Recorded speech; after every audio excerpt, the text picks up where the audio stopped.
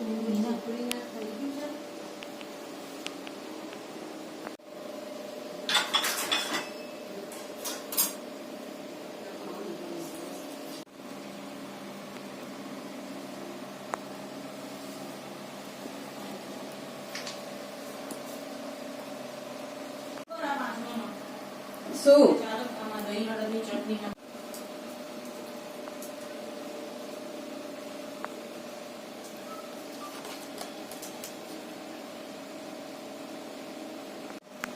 બાર્બીક્યુમાં પહેલા બ્લાન્ચ કરેલું ફ્લાવર છે, પછી છે શક્કરિયું છે, પછી છે બીટ છે, પછી છે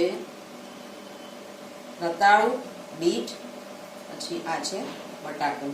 આવી રીતે એને સળિયામાં ગોઠવી અને એને આપણે ફ્લાવર છે, શક્કરિયું છે,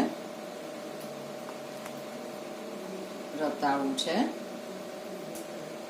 બટાકું છે અને બીટ છે.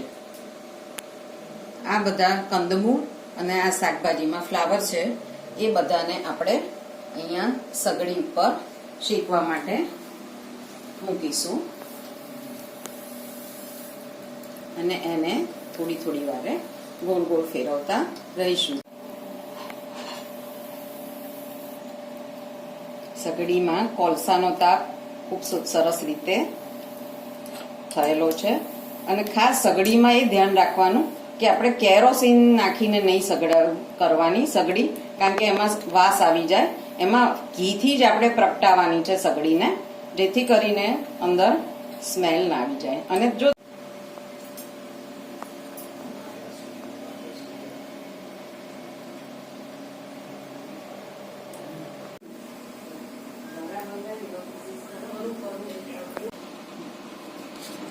બાર્બીક્યુ હવે શેકાઈ ગયું છે અને એને આપણે પ્લેટમાં કાઢી લઈએ છીએ.